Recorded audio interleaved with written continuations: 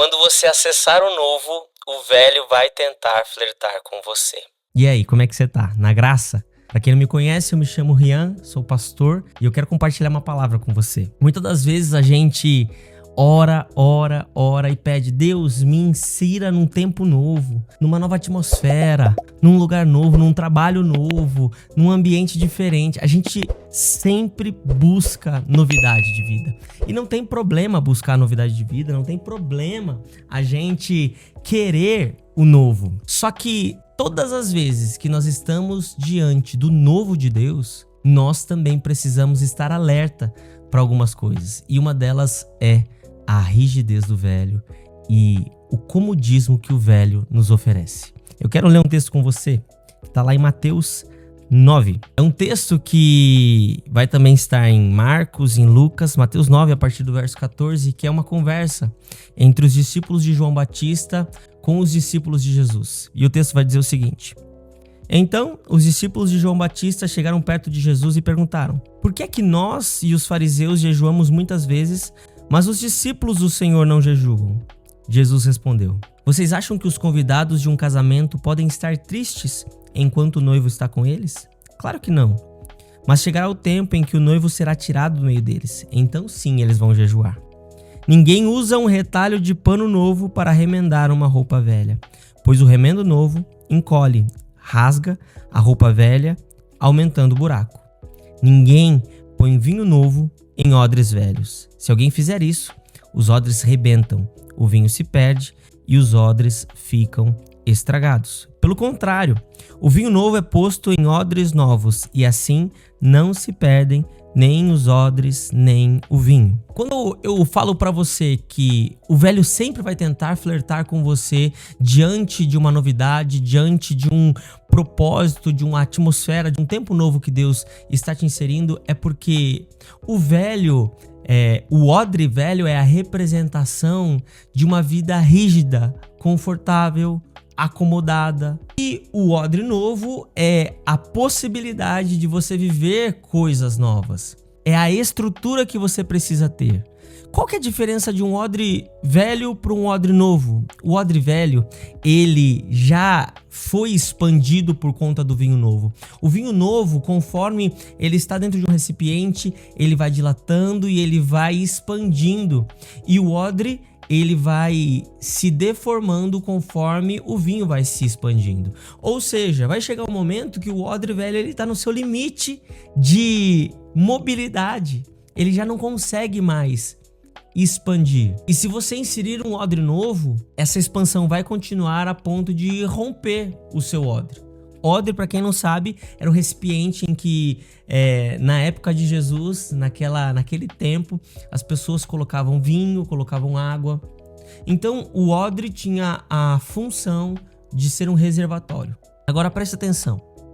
O texto começa dizendo sobre os discípulos de João Batista e os fariseus. E eles tinham uma prática de jejum. O problema era o jejum?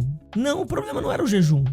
O problema é que eles estavam diante do próprio Deus encarnado na terra. E essa experiência para os discípulos era mais importante do que simplesmente estar num processo de santificação. Porque lá era o próprio Deus santo santificando os discípulos, purificando os discípulos, preparando os discípulos. E diante disso, você aí desse lado, talvez você vai se deparar com a novidade de vida. Talvez você vai se deparar com um cenário novo que você está vivendo. Quem sabe você vai se encontrar ouvindo, ou melhor, vivendo as orações que um dia você pediu para Deus. Talvez uma faculdade, talvez um emprego novo, talvez até um relacionamento, um casamento. E é necessário que você tenha flexibilidade. Um odre novo, a sua principal característica é que ele é maleável, ele é flexível. E todas as vezes que você está num momento novo, é natural você se recordar daquilo que era velho. O novo, ele vai produzir muitos desconfortos, muitas estranhezas. Então, talvez se você está entrando numa faculdade, você é aquele cara que sempre foi crente, aquela moça que sempre foi crente, de repente você está numa faculdade em que as pessoas ao seu redor não são cristãs. Você pediu para Deus passar naquela prova, naquele vestibular, mas agora você está diante de um cenário novo que você vai precisar buscar essa flexibilidade. Não nos princípios, não nos valores no qual Deus colocou dentro do seu coração. Não é sobre isso, mas é sobre a capacidade de você saber lidar. Agora, o que você não pode é querer voltar para o lugar de onde Deus já te tirou.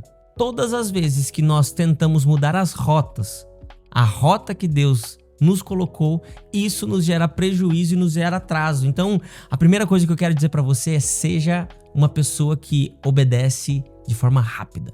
Obedeça a Deus nesse novo tempo de forma rápida. Esteja disposto a ouvir e praticar aquilo que Ele quer para você nesse novo cenário. Porque do contrário, você vai continuar com comportamentos que não fazem mais parte daquele ambiente. Não faz mais parte do cenário em que você está inserido. E isso pode te causar grandes danos. A segunda coisa é: esteja atento aos sinais que Deus te dá. Às vezes, o ambiente que você tá, Deus pode até ter te colocado lá, mas é importante que você saiba se posicionar. Não adianta nada você estar inserido no novo, você está vivendo e vislumbrado com o novo, e você ceder para as coisas que o novo pode te oferecer. Porque nem tudo que é bom é pro bem. É importante que você tenha isso em mente, porque se você entender e tentar viver achando que tudo que é bom é pro seu bem, com certeza você vai cair em prazeres da carne, em prazeres em que hábitos antigos querem te puxar. Então, você como um odre novo, você precisa buscar ser maleável, ser flexível para aquilo que Deus está tentando te moldar e te direcionar. É impossível você querer viver o novo de Deus e não estar disposto a abrir o velho, abrir mão do velho. Tem um texto que vai dizer que é necessário que o trigo venha morrer para que ele floresça. Às vezes você vai precisar ir para esse lugar de renunciar a coisas para que você de fato acesse o novo. Não tem como você querer viver um relacionamento, mas ainda tendo comportamentos de solteiro. Não tem como você buscar ser um líder, ser um líder, estar numa posição de liderança e você não buscar conhecimento, se desenvolver e aprender a servir o próximo. É impossível nós querermos crescer, mas não estarmos dispostos a nos moldar, a nos desenvolver. Tem uma frase que diz que o próximo nível, ele está escondido em algo que você ainda não aprendeu. Quando você entender isso e praticar isso, você vai estar em constante mudança e sempre buscando se tornar um odre que é novo. E aqui a gente não tá falando de viver o tempo todo novo, aquela vida frenética. Aqui a gente tá falando sobre você ter um coração disposto a acessar tudo que é novo para Deus. E é interessante que tem um termo no Novo Testamento que a gente vai chamar de kainos, não é kairos. Kairos é o tempo do agir de Deus. Kainos é o novo de Deus. E o novo de Deus, ele é eternamente novo porque ele se renova todos os dias. Para ficar mais fácil de você entender, é como se você comprasse um sapato, você saísse com ele, andasse pela rua suja, andasse por ambientes que não são tão limpos e no outro dia, quando você acordasse, o tênis estivesse limpo, como um novo, sem você ter feito nada. Isso é viver o novo. É quando você vive a eternidade aqui, agora, todos os dias. Para acessar um novo tempo na sua vida, você vai precisar abrir mão de tudo aquilo que não é mais compatível, de tudo aquilo que é inflexível, de tudo aquilo que Deus já disse para você abrir mão. E principalmente, você vai precisar mudar a sua forma de pensar, consequentemente a sua forma de agir. Quer acessar o novo de Deus? Quer viver o novo tempo de Deus? Você vai precisar aprender a tampar seus ouvidos para tudo aquilo que é velho. E entenda, a gente não tá falando sobre você descartar amizades, relacionamentos, descartar a igreja que você tá inserido hoje, o ministério que você tá, mas é sobre você ter a clareza e o discernimento espiritual de que você precisa estar disposto a abrir mão daquilo que Deus vai pedir para você, para que você acesse esse novo tempo. Se você chegou até aqui, eu vou pedir para você fazer algo. Primeiro, pega esse vídeo e manda para o máximo de pessoas que você puder. Porque quando você faz isso, mais pessoas são abençoadas, mais pessoas acessam o novo de Deus. Segundo se você não é inscrito no canal, já clica, já se inscreve para que você receba com exclusividade todos os conteúdos que eu posto aqui. E se Deus falou com você, não deixa de comentar, não deixa de trazer uma dúvida, de compartilhar aquilo que Deus ministrou no seu coração. E a gente se vê na próxima.